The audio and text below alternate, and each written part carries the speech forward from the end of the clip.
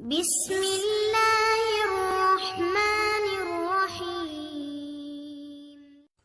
Assalamualaikum warahmatullahi wabarakatuh. Para pemirsa yang dirahmati Allah, pada perjumpaan kita kali ini, kami akan menyajikan kajian dari Ki Haji Mukhlason Rosyid dari Mojokerto. Marilah kita simak bersama-sama. Masalah tanda-tanda kalau sudah dimusyahadah. Salah satunya benar apa yang kujabarkan tentang ahli suhud karakter itu tadi. Secara spesifik ada 3. Pertama, la yarawna li anfusihim syai'an. Dalam benak hati beliau-beliau. Ya. Atau dalam iman beliau-beliau itu, apa yang muncul baik dari dirinya maupun orang lain. Apapun. Itu dia tidak pernah punya iman dari dirinya atau dari makhluk yang lain. Munculnya semua apa yang ada pada dirinya ataupun pada makhluk lain, dia tidak beriman dari dirinya ataupun orang lain. Yang kedua, yusyahiduna annal fa'ila huwallahu ta'ala. Yang kedua, dalam dirinya itu jelas yang muncul iman atau rasa 100% yang sebagai fa'ilnya, pelakunya adalah urip. Itulah Allah Subhanahu wa ta'ala. Yang terakhir, oleh karena hatinya condong terhadap Allah dalam konteks iman itu dari segala hal apapun, aspek apapun, maka mesti hatinya selalu damai. Ya ayyatuhan nafsul mutmainnah. Jiwa, diibaratkan jiwa. Disindirkan Allah, nafsu, nun faksin, nafas. Jiwa, padahal itu maksudnya ruh.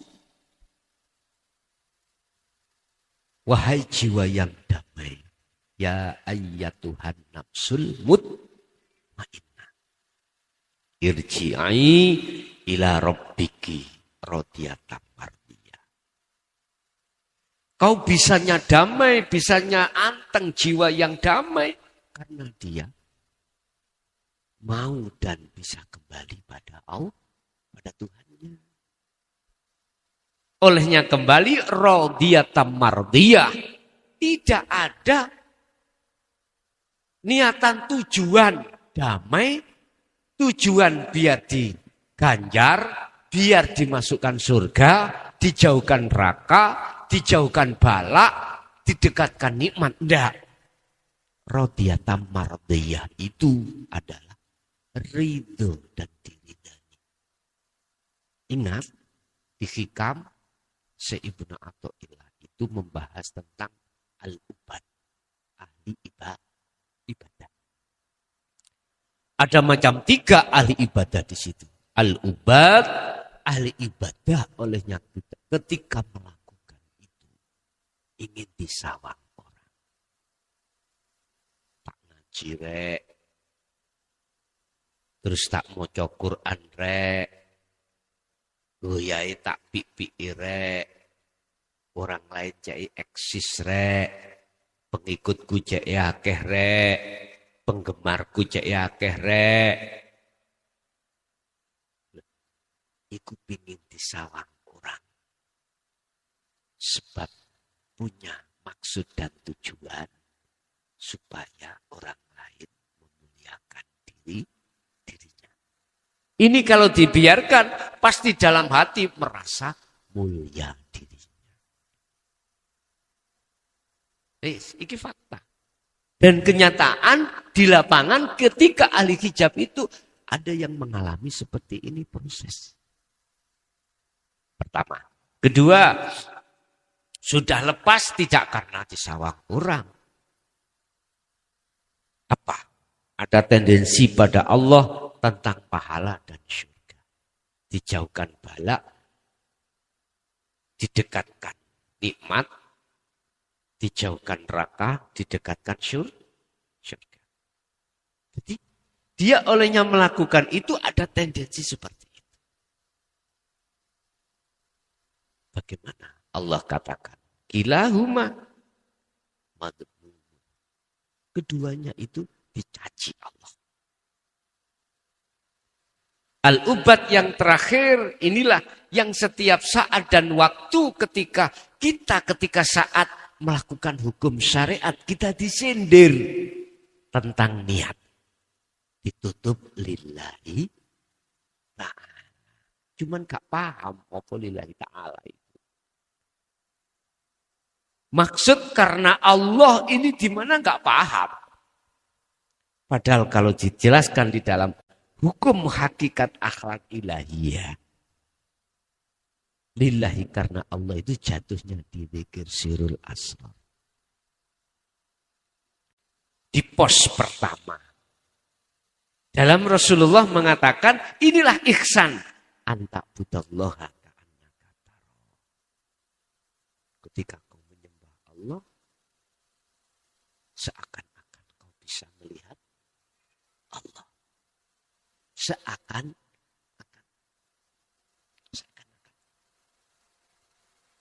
Fa'ilam takun taro. Apabila kau tidak bisa melihat. Maka seakan-akan kau dilihat.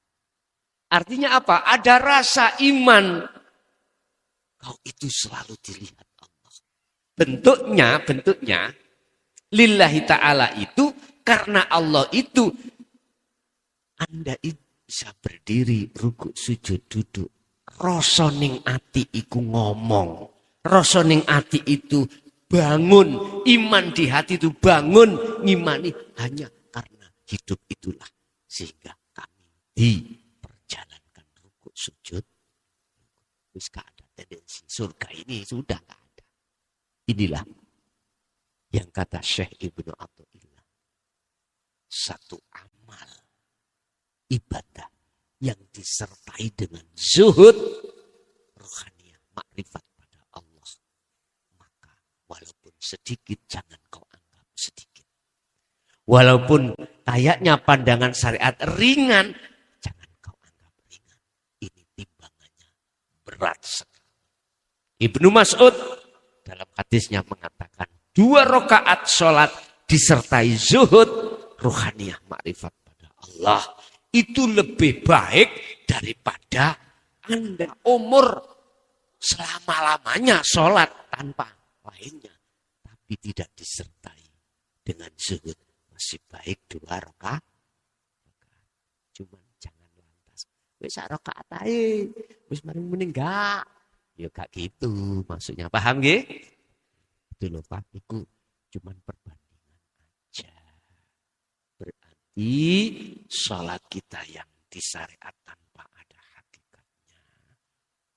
Itu tidak ada mutu nilai di mata Allah. Gitu loh maksudnya. Di mata manusia bagus. Sak durunge adan wis teko. Sampai adan-adan dhewe. Sak durunge jamaah budal. Dikomati dhewe mergae gak ono sing ngomati. Terus meneh ngono imame yang ngono gak ono diimami dhewe. Dadi ambek corong ngono. Ya Allah. Nggih. Apa tadi pertanyaannya Pak Lalian? Beat. Wis, apa sih pengertian beat di hakikat makrifat, bukan di thariqah. Kalau di thariqah jenengan sudah paham, dijanji, ditalkin dan lain sebagainya dan tidak boleh melanggar aturan yang telah ditetapkan di dalam tata tertib thariqah masing-masing. Di Indonesia itu ada Jatman, Pak, ya. Jadi ada pengurus pusat, pengurus daerah yang menganulir mana thariqah yang tidak muktabaroh. Apa muktabaroh itu? Sanadnya sampai pada Rasul. Jadi ada Jatman di Indonesia itu yang diketuai oleh Abah Lutfi Pekalongan, ya. Di situ bahkan nasional, bahkan internasional. Itu untuk mendeteksi mana thariqah yang tidak muktabaroh. Gitu. Jadi tidak disahkan. Kalau yang muktabaroh itu disahkan. Saya tidak bicara di ranah thariqah. Saya bicara di ranah hakikat tentang baiat. Gini, Pak. Baiat secara hakikat itu adalah menyambungkan talinya ruh pada Allah. Yang berhak menyambungkan hanyalah Allah. Manusia siapapun tidak akan pernah punya hak untuk bisa menyambung. Yang menyambung itu Allah. Sebab talinya ruh kita. Talinya ruh kita terhadap Allah semenjak kita akil balik telah diputus oleh nafsu. Nafsu olehnya mutus itu kita dilewatkan kesenangan dunia. Hubus syahwat. Akhirnya ruhaniah selalu lalai pada Allah. Jangankan di luar sholat, di dalam sholat pun kita lalai kalau yang menggerakkan semuanya itu adalah Allah. Kita ditarik oleh nafsu supaya ingat itu, ingat ini, dan sebagainya. Itu fakta dan kenyataan yang terjadi. Bahkan sampai Allah mengingatkan. Dalam surat Asr. Wal asri. Demi masa. Allah bersumpah atas nama masa. Jadi, bukan main-main tuh. Allah bersumpah atas masa. Masa itu waktu tadi. Innal insana lafi khusrin. Sesungguhnya banyak manusia iku lafi khusrin. Dalam kerugian besar. Mengapa dikatakan kerugian besar? Karena masa demi masa, waktu per waktu, hati selalu lalai pada Allah. Karena talinya ruh itu putus. Illa kecuali. Ayatnya kan diteruskan. Jangan mandek. Illalladzina amanu wa amilus sholihat wa tawassaw bil haq wa tawassaw bisabr. Kecuali mereka yang beriman dan melakukan amal soleh. Kita beriman percaya itu atas dasar khobar. Percaya kamu tak kandani di pasar wajak mang ono kecelakaan. Atas dasar kabar itu loh muncul iman. Bisanya iman karena yang memberikan kabar tidak pernah bohong. Mesti jenengan percaya. Amanu. Gak cukup amanu. Siapa yang menggerakkan Anda itu? Allah. Hidup itu. Percaya atas dasar kabar ilmu yang diberikan ini. Dulu Pak. Gak ada pengajaran ini. Disembunyikan. Bagaimana kita sebagai umat menengah ke bawah bisa muncul iman yang benar. Wong kabar tidak diberikan. Ketika diberikan muncul iman. Iya. Dingen kita angan-angan kalau tidak ada Allah di situ. Gak mungkin kita bisa bergerak. Gak mungkin kita bisa makan. Gak mungkin kita bisa dengar, melihat, berkata, jantung berdenyut. Bisa keluar masuk jika tidak ada itu. Muncul iman. Jangan cukup hanya itu. Wa amilus salihah. Buktikan imanmu itu. Mana nang moro. Kau harus ke pasar wajak. Lihat. Dilihat tahu. Oh iya ada kecelakaan. Iman kalau sudah di situ nggak bisa ditipu, Pak. Dengan kalau sudah wa amilus sholihah, iman Anda buktikan hakul iman, makrifat dengan Allah. Nggak bisa ketipu. Iblis akan menipu Anda. Nafsu akan menipu Anda untuk beriman selain Allah. Didatangkanlah belimbing tadi. Oh bukan. Ya tetap Allah. Akhirnya guyon-guyon, Pak. Guyon-guyon. Iki keceplosan mau. Ndadekno rusake imane orang yang tidak paham. Siapa sing ngadan? Allah. Sing komat Allah. Sing imami Allah. Wes sing gak paham, Pak. Mau munyer-munyer. Sing gak paham. Makanya hal itu nggak perlu untuk dikeluarkan. Ya perlu untuk ditegaskan. Diurai. Biar gak bingung orang itu. Lah terus lewat mana talinya ruh ini Allah nyambungkan? Ngapunten ingkang kata. Kembali lagi terhadap persaksian. Hakikatnya syahadat kita gelar, fungsinya hakikatnya syahadat kita gelar supaya bisa sampai pada syahadat tunggal. Tadi syahadata ini ya, antara asyhadu alla ilaha illallah wa asyhadu anna muhammadar. Kita bersaksi hanya Allah itu. Dikatakan bersaksi syahadatnya benar kalau tahu jenengan siapa yang kita saksikan. Nek dulu-dulu kita ya hanya nama Allah, lagi tidak. Sekarang sudah tidak. Harus tahu siapa Allah itu. Yang Allah katakan, wa nahnu aqrabu ilaihi min hablil warid. Aku ini enggak jauh darimu, lebih dekat dari urat. Temui aku. Ya hidup ini kalau boleh saya katakan, wis mentok aku ngomong ini. Nerjang-nerjang. Iman yang dilarang pada saat itu. Ngomong urip iku Allah. Lah.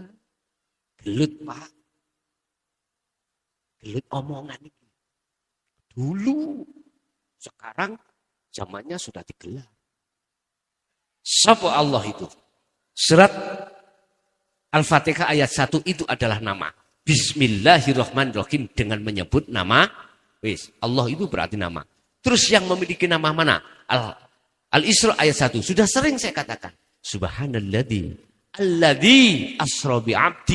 Subhana maha suci. Allahnya tidak ada nama.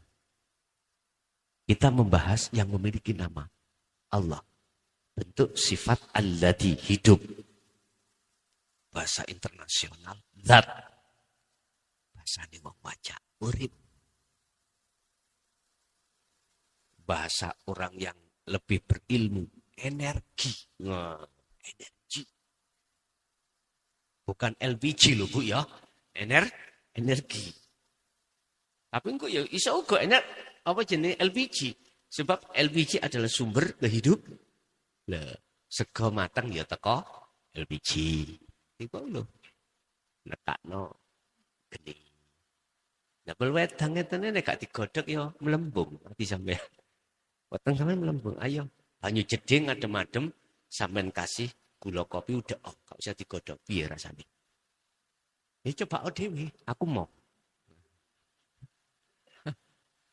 Bon. Setelah kita tahu bahwasannya yang memiliki nama Allah itu adalah hidup. Hidup yang mana? Ini dikembangkan. Quran selalu jawab. Di manakah hidup itu? Apakah hidup itu? Kalau kita kembali pada aqaid seket, sifat ma'ani, itu adalah hayat. Hayat adalah sifat. Sifat wajibnya Allah. Apakah hidup sifat itu wujudnya Allah? Bukan. Di dalam hidup itu yang laisa kamisli sayun. Syaratnya Anda akan tahu sama halnya dengan di depanku ada meja. Di bawah meja ada kolongan dan sebagainya. Ketika meja saya ambil, dibuang, difanakan. Mana aran meja? Mana aran kolongan? Ya ini dulu. Ini saya kurang cetoh sampean. Dulu nggak berani para masayih ngenten iki. Sebab taruhannya di entekno umure. Umurmu kok entek wani ndudono. Dilongi umurmu. Lu ketepaan nek kanggo aku. Enak malah nek cepet. Gak kelayapan tutuk wajah. Turu angler jari Rasulullah koyok kemanten. Saya qulunal ladzina qalu udhuluha bisalamin amin. Bagi roh ahli suhud, jenengan-jenengan itu tidak ditaruh nang barzah.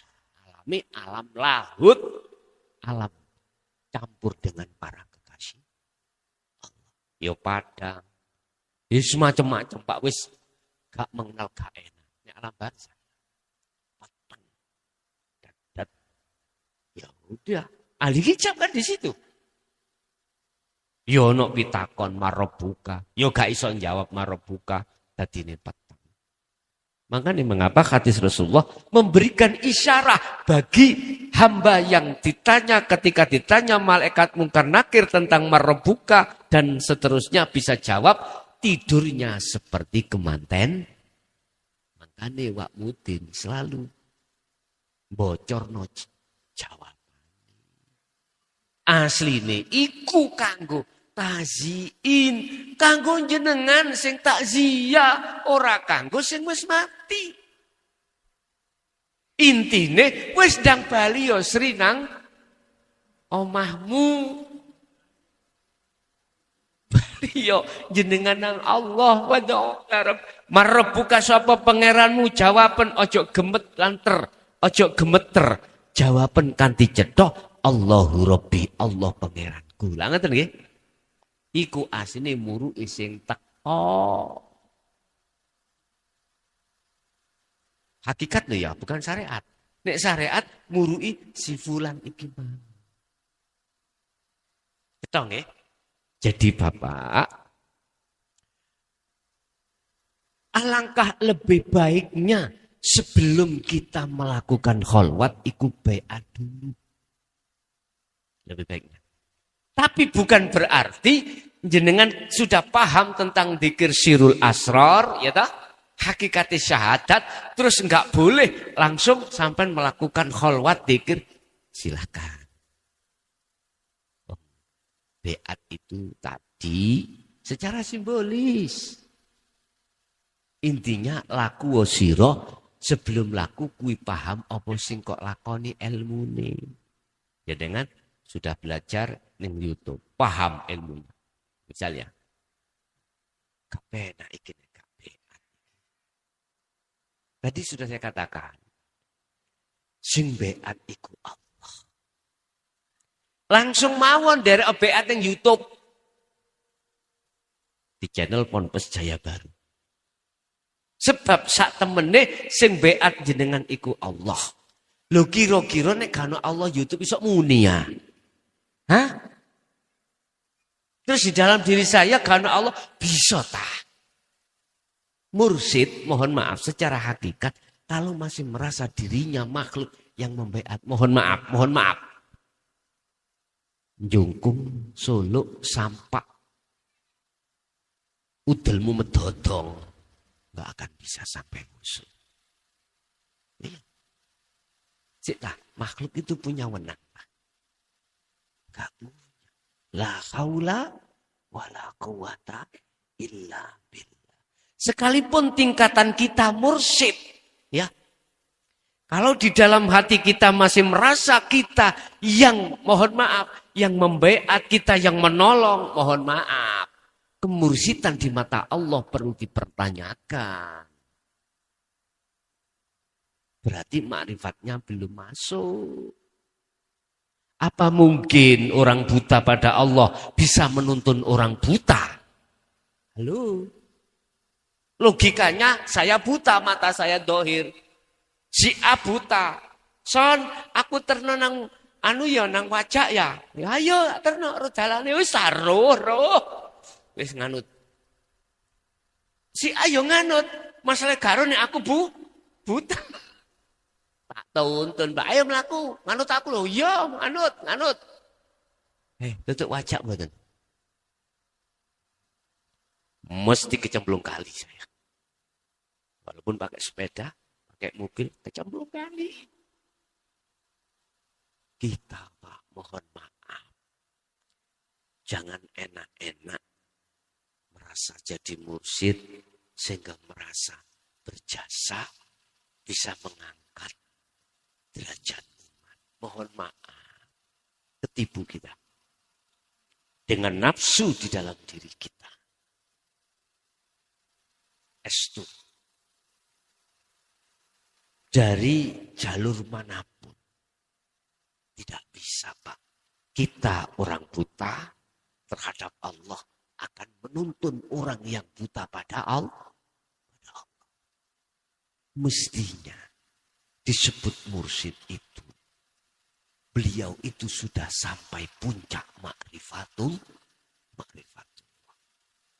Kadang-kadang kita ambil nubuat itu mursyid bapak sedo turunan anak. Mohon maaf. Itu sekali lagi saya nggak ada maksud lainnya. Saya cuma kasih nasihat. Jangan kau merasa jadi mursyid kalau kau belum sampai makrifat Allah. Sekalipun duriah, sekalipun itu adalah nasab. Kalau ruhaniyah kita belum makrifat Allah. Itu saya cuma menasehati aja. Karena sesungguhnya nafsu lebih jahat, lebih alim, lebih luar biasa. Kita. Ingat sejarah Nabi Mbah Buyut kita Adam. Kurang alim ya apa wa 'allama Adamal asma'a kullaha. Mohon maaf. Itu aja masih bisa dibius, dibujuk rayu oleh Azazil atau iblis. Apalagi kita. Makanya nafsu itu bisa masuk lewat alim, lewat rasa mulia, rasa punya, rasa suki, dan sebagainya. Rasa pinter, rasa bagus, dan sebagainya. Hati-hati. Oleh sebab itu bertaubatlah. Lekas bertaubatlah. Dari semua apa yang telah kita lakukan, yang katanya kalau tidak lewat saya, kau tidak akan sampai pada Allah. Bertaubatlah. Sekali lagi bertaubatlah. Kalau ruhaniyah kita betul-betul belum mencapai makrifat pada Allah. Makanya kita buka ciri-cirinya tadi. Kalau menurut surat Yunus ayat 62, hanya 2. La khaufun alaihim walahum tidak menyentuh kerana roh sadurunge kedadenda. Ingat sejarah Kiai Barseso. Wah, saktinya luar biasa. Sembayang dukur awang-awang biasa. Melaku dukur banyu biasa. Luwih alim ya ribuan Pak santrinya Pak. Tapi mengapa hikayah menceritakan dia su'ul khotimah. Tertipu oleh iblis akhirnya menyekutukan. Gara-gara iblis itu sholat dukur godong. Dukur godong. Kok sakti men ya? Ada yang menyerupai saya. Ini cerita mawon Pak ya. Cerita. Ringkes kata perkenalan. Terus pengen luwih sakti. Kiai Barseso. Dia harus menganggap syaratnya 1. Menganggap saya sebagai gurunya kata iblis. Kedua. Harus dia itu menyekutukan Allah. Nah, perangan Pak. Menyekutukan Allah.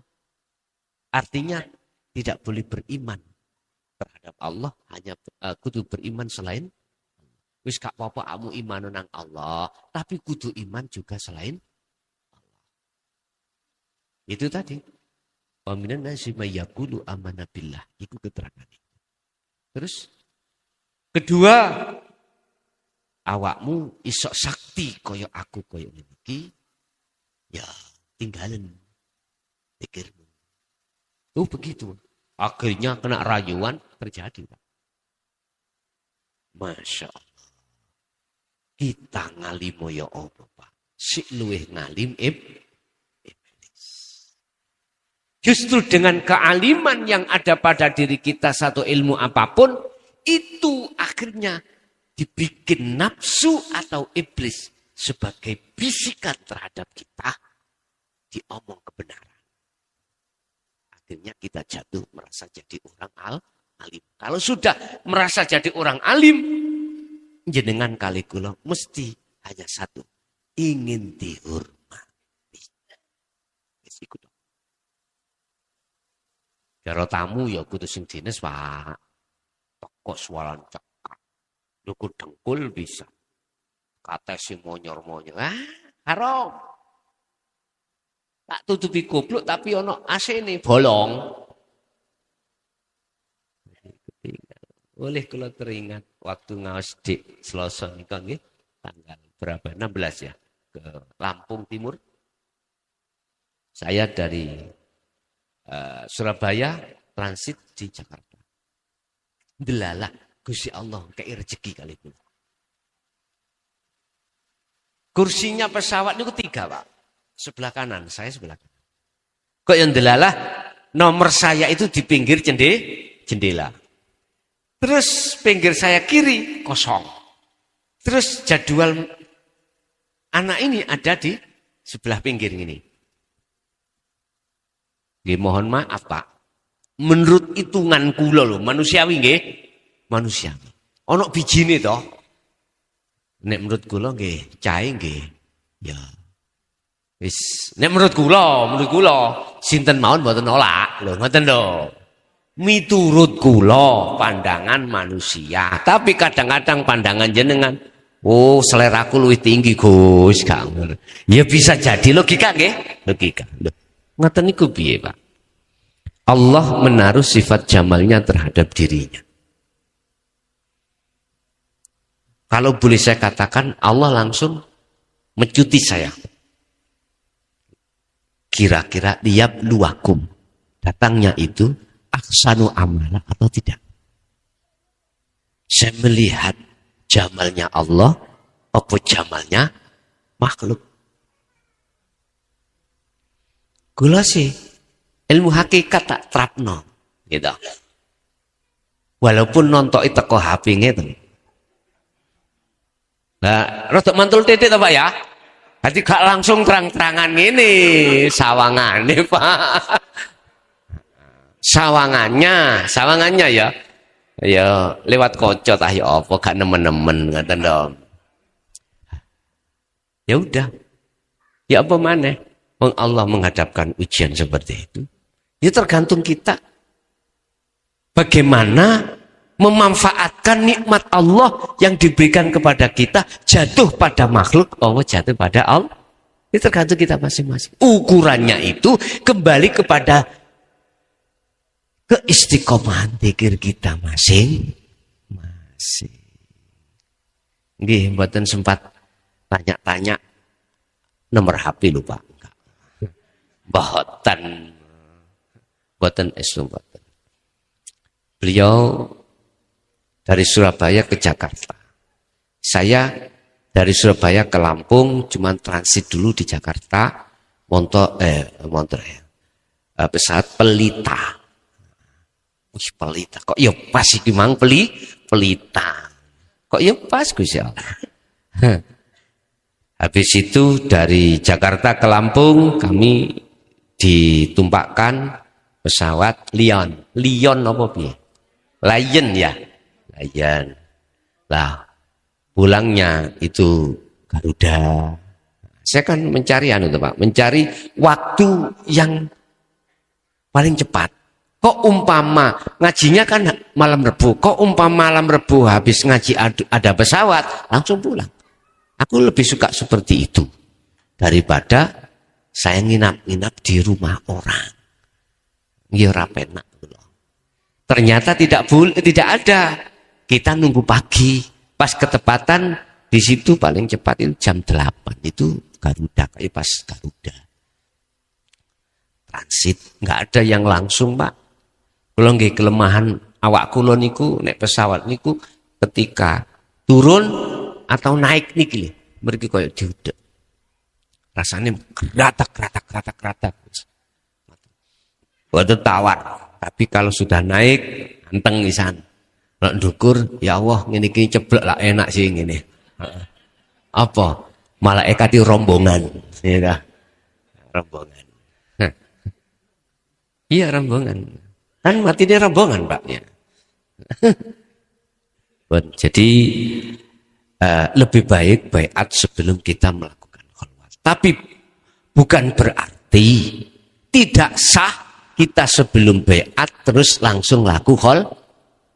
Enggak apa-apa dengan catatan sudah paham tentang masalah dzikir sirrul asrar. Ya tak? Terus terutama tentang 9 bab yang sudah kurangkum dalam dasar tauhid saat Ramadan diwingi. Alhamdulillah telah kita simak bersama kajian dari Kiai Haji Mukhlason Rosyid atau Guson, pengasuh Pondok Pesantren Miftahul Ulum Jaya Baru. Beliau beralamat di Jalan Perjuangan, Dusun Gulonggongan, Desa Sumber Tebu, Kecamatan Bangsal, Kabupaten Mojokerto, Jawa Timur. Beliau adalah gambaran ulama muda yang mampu menjembatani nilai-nilai Islam tradisional dengan pendekatan modern. Beliau menekankan pendidikan holistik yang fokus pada ilmu tauhid dan tasawuf. Beliau juga menekankan pentingnya belajar Islam secara mendalam, tidak hanya aspek lahiriah tetapi juga batiniah. Semoga kajian-kajian dari beliau bisa kita ambil hikmah dan manfaat, sehingga membawa keberkahan di dalam hidup kita di dunia dan akhirat. Akhirul kalam, wassalamualaikum warahmatullahi wabarakatuh.